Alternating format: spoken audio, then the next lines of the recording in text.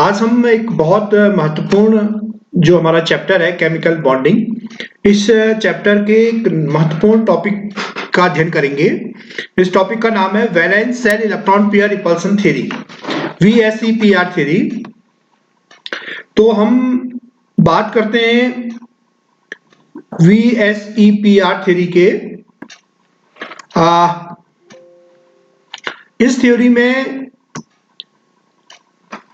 VSEPR,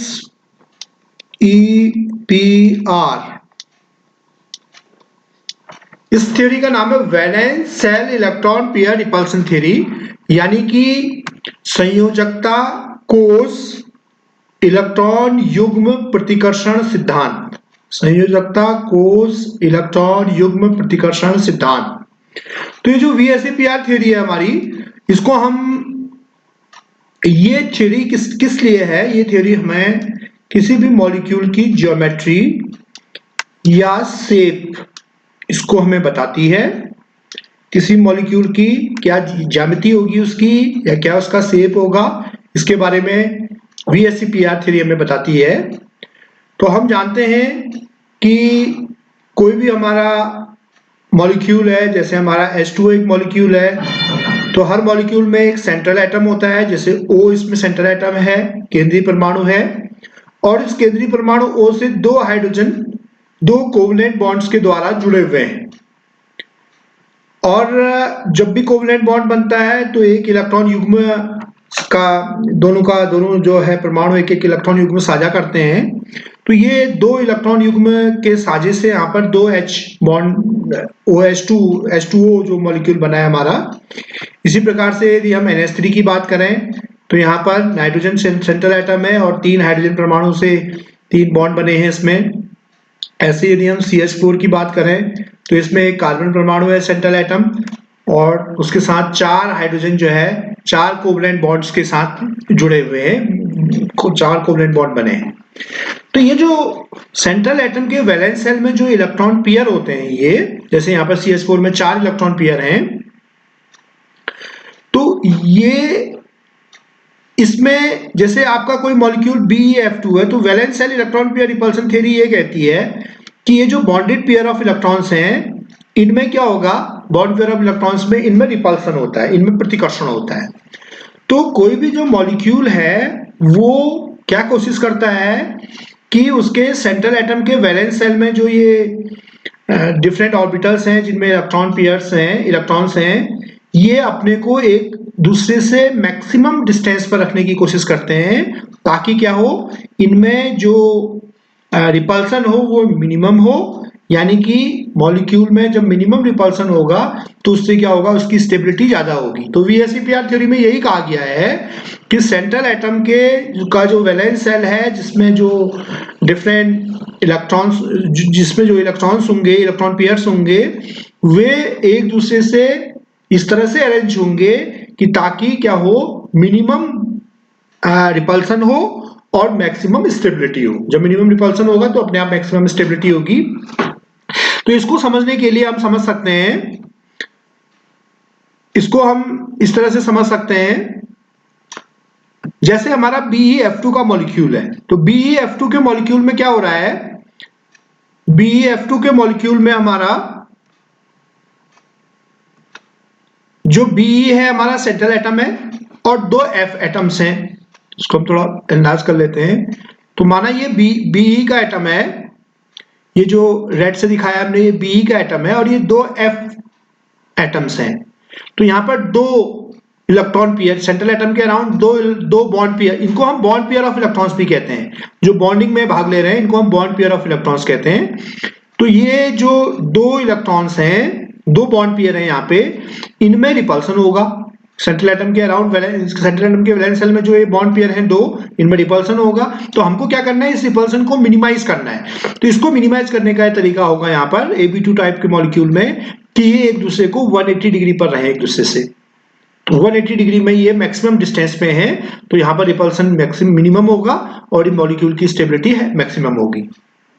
तो ये example है जैसे BeF2 में। तो ऐसा यदि मॉलिक्यूल में होता है तो ऐसे मॉलिक्यूल की जो ज्योमेट्री होगी हमारी, वो क्या हो जाएगी, वो ज्योमेट्री हमारी हो जाएगी लीनियर। ऐसे केस में हम कह सकते हैं कि ये लीनियर ज्योमेट्री है इसमें।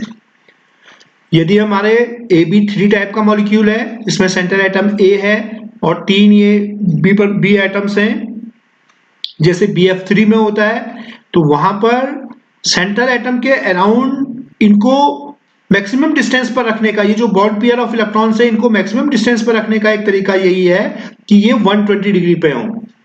इनके बीच में कितने का डिग्री का एंगल हो, 120 डिग्री का एंगल हो।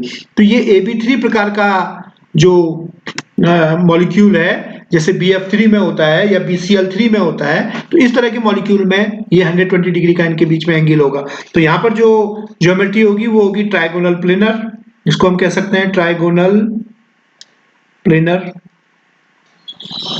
त्रिकोणीय समतली कह सकते हैं हम इसको, त्रिकोणीय समतली ज्योमेट्री कह सकते हैं। और जो तीसरा जो हमारा एटम है AB4 प्रकार का, जिसमें A सेंट्रल एटम है और 4 B परमाणु हैं, ये ब्लैक से जैसे CH4 में है, तो यहाँ पर इनके बीच में जो बॉन्ड पेयर हैं, बॉन्ड पेयर के बीच में रिपल्सन मिनिमम हो, इसके लिए हमको इनको टेट्राहेड्रन के किसी चतुष्फलक के 4 कोनों पर रखना होगा, ताकि क्या हो, इनके बीच में रिपल्सन मिनिमम हो। तो ऐसा 109 डिग्री 5 मिनट का इनके बीच में एंगल होगा, तभी ये संभव होगा। तो ऐसे इसके एग्जांपल हैं CH4, SiH4 जो इसके एग्जांपल हैं, SiF4, ये हम जो है इसका एग्जांपल कह सकते हैं टेट्राहेड्रल। तो ऐसी ज्योमेट्री कहलाती है हमारी टेट्राहेड्रल ज्योमेट्री, इसको हम कह सकते हैं टेट्राहेड्रल, इसको हम टेट्राहेड्रल ज्योमेट्री कह सकते हैं, चतुष्फल की geometry,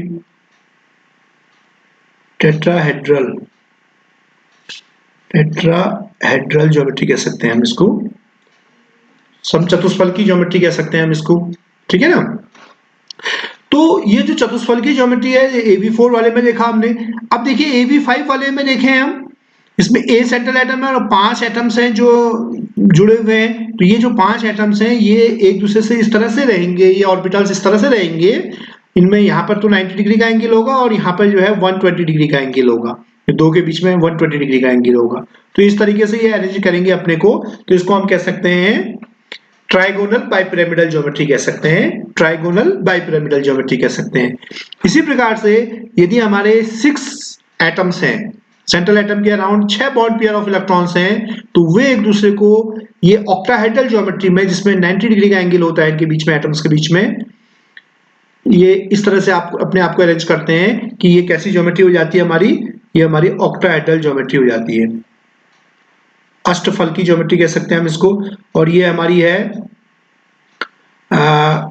trigonal bipyramidal, trigonal bipyramidal geometry, ये ट्राइगोनल बाइपिरामिडल ज्योमेट्री है और ये अष्टफल की ऑक्टाहेड्रल ज्योमेट्री है। तो इस तरीके से हमने देखा कि कितने बॉन्ड पेयर ऑफ इलेक्ट्रॉन्स हैं सेंट्रल एटम के, वैलेंस शेल के में कितने बॉन्ड पेयर ऑफ इलेक्ट्रॉन्स हैं, उस पर डिपेंड कर रहा है कि उसकी ज्योमेट्री क्या होगी। जैसे 2 बॉन्ड पेयर ऑफ इलेक्ट्रॉन्स हैं तो ये लीनियर ज्योमेट्री है, 3 है तो ट्राइगोनल प्लेनर ज्योमेट्री है, 4 है तो टेट्राहेड्रल है, 5 है तो ट्राइगोनल बाइपिरामिडल ज्योमेट्री है, त्रिकोणी, इसको हम कह सकते हैं हिंदी में त्रिकोणी द्विपिरामिडी, त्रिकोणी द्विपिरामिडी कह सकते हैं। और ये ऑक्टाहेड्रल ज्योमेट्री है यदि अब 6 मॉलिक्यूल्स हैं। तो इसको देखिए इसको हम और देख सकते हैं, इसको इसी का हम दूसरे रूप में इसको और देख सकते हैं। देखिए हम फिगर्स के माध्यम से हम इसको और समझ लेते हैं कि किस तरह से हमारी जो नंबर ऑफ बॉन्ड पेयर्स हैं उस पर डिपेंड करेंगे।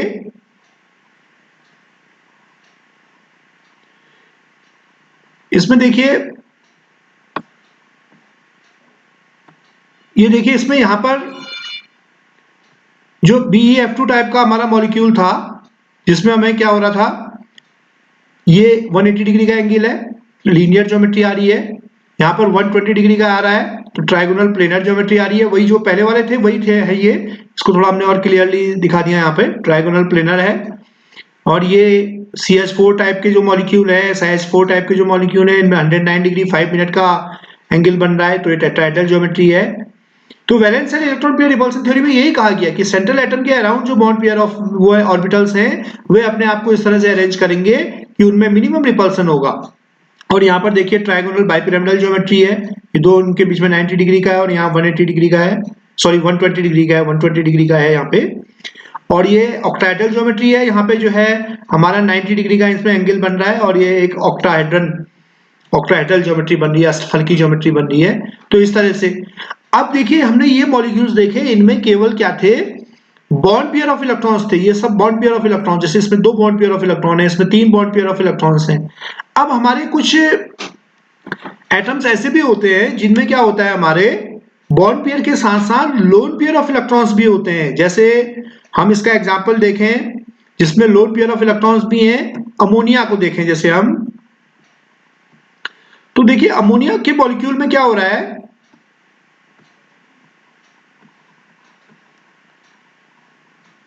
देखिए इसमें क्या हो रहा है, अमोनिया में 3H के साथ कोवलेंट बॉन्ड से जुड़ा हुआ है, यानी कि 3 यहाँ पे बॉन्ड पेयर ऑफ इलेक्ट्रॉन्स हैं, और इसके साथ साथ इसमें चूंकि नाइट्रोजन की वैलेंसी 5 होती है तो ये 2 जो है इसमें लोन पेयर ऑफ इलेक्ट्रॉन्स भी हैं। तो यानी कि इसमें 3 बॉन्ड पेयर हैं और एक लोन पेयर ऑफ इलेक्ट्रॉन्स हैं। तो इसकी वजह से क्या होगा, सेंट्रल एटम के अराउंड ये जो बॉन्ड पेयर ऑफ इलेक्ट्रॉन्स है ये तो 2 के बीच में होते हैं, लेकिन जो लोन पेयर ऑफ इलेक्ट्रॉन है वो केवल नाइट्रोजन परमाणु के ऊपर है। तो ये जो लोन पेयर ऑफ इलेक्ट्रॉन का जो एरिया होता है ये ज्यादा स्प्रेड होता है। इसकी वजह से क्या होता है कि जो लोन पेयर्स होते हैं वो ज्यादा, लोन पेयर जो होते हैं वो ज्यादा रिपल्सन करते हैं। तो ये जो लोन पेयर और बॉन्ड पेयर के बीच में यहाँ पे देखिए बॉन्ड पेयर के बीच में रिपल्सन लगेगा, वो मिनिमाइज करना चाहेंगे रिपल्सन को। इसके साथ साथ ये जो लोन पेयर है ये बॉन्ड पेयर के साथ रिपल्सन करेगा, तो loan pair bond pair repulsion भी लगेंगे। तो यहाँ पर बॉन्ड पेयर रिपल्सन भी लग रहे हैं, ये बॉन्ड पेयर और बॉन्ड पेयर के बीच में रिपल्सन लग रहा है, और लोन पेयर और बॉन्ड पेयर के बीच में भी रिपल्सन लग रहा है। तो इसकी वजह से क्या होता है कि इसकी जो ज्योमेट्री होती है, ये जो टेट्राहेड्रल ज्योमेट्री इसकी होनी चाहिए थी, ये डिस्टॉर्टेड टेट्राहेड्रल हो जाता है। तो इसमें जो एंगल 109.5 डिग्री ना होकर 107 डिग्री हो जाता है, और इसकी आकृति इस तरह से हो जाती है। तो इसको हम पिरामिडल भी ज्योमेट्री कह सकते हैं। तो NH3 की ज्योमेट्री इस तरह से होती है, और इसमें ये NHH जो एंगल है ये 107 डिग्री होता है। तो ऐसे किसकी वजह से हुआ, ये लोन पेयर की वजह से हुआ। इसी प्रकार से हम देख सकते हैं वाटर मॉलिक्यूल में, हम देख सकते हैं कि वाटर मॉलिक्यूल में क्या होता है, हमारा वाटर मॉलिक्यूल में हमारा 2 लोन पेयर होते हैं वाटर में। ऑक्सीजन में हमको पता है कि 2 लोन पेयर ऑफ इलेक्ट्रॉन्स होते हैं। तो उसमें देखिए कैसी ज्योमेट्री हो जाती है इसकी,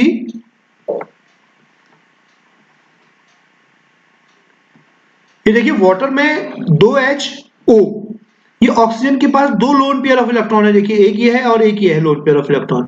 तो ये 2 लोन पेयर होने की वजह से क्या होगा, यहाँ पर लोन पेयर रिपल्सन भी होंगे, loan pair bond pair repulsion भी होंगे, बॉन्ड पेयर रिपल्सन भी होंगे, तीनों प्रकार के रिपल्सन यहाँ पर होंगे। तो इसकी वजह से क्या होगा, इसमें इसका जो शेप है ये भी जो है डिस्टॉर्टेड टेट्राहेड्रल हो जाएगा, और इसका शेप जो है इस तरह से हो जाता है HOH, ये एंगल 104.5 डिग्री हो जाता है, 104.5 डिग्री हो जाता है, यानी कि ये वी शेप्ड या बेंट स्ट्रक्चर हो जाता है वाटर का। ऐसा क्यों हुआ, ऐसा ये लोन पेयर की वजह से हुआ। इसमें एक चीज ध्यान देने की बात यह है कि जो लोन पेयर रिपल्सन होते हैं ये सबसे अधिक होते हैं। चूंकि मैंने बताया कि लोन पेयर का एरिया ज्यादा स्प्रेड होता है, वो एक ही एटम में है लोन पेयर, यहाँ पे ऑक्सीजन में ही है लोन पेयर, तो वो उसका एरिया ज्यादा होता है, तो इसलिए लोन पेयर रिपल्सन ज्यादा होते हैं। उससे कम lone pair bond pair repulsion होते हैं, और सबसे जो कम होते हैं वो बॉन्ड पेयर रिपल्सन होते हैं। तो यदि किसी में तीनों रिपल्सन है तो लोन पेयर रिपल्सन जो है वो अधिकतम प्रतिकर्षण होता है उनमें। तो ये इस तरह से जो है वाटर मॉलिक्यूल की ये बेंड ज्योमेट्री होती है। तो हमने ये देखा कि किस तरह से जो बॉन्ड पेयर ऑफ इलेक्ट्रॉन्स हैं और लोन पेयर ऑफ इलेक्ट्रॉन्स हैं वो किसी मॉलिक्यूल की ज्योमेट्री को डिसाइड करते हैं। तो VSEPR में यही कहा गया कि वो इस तरह से अरेंज करेंगे कि उनमें क्या हो, मिनिमम रिपल्सन हो, यानी कि मैक्सिमम स्टेबिलिटी हो। तो इस तरह से हमने जो है ये मॉलिक्यूल्स देखे, और आप इसकी जो है और प्रैक्टिस करिए, तो इससे जो है हमारे ये क्लियर हो गया होगा आपको। तो VSEPR थ्योरी जो है एग्जाम के लिए बहुत ज्यादा इंपॉर्टेंट है, तो इसको आप जो है अच्छे से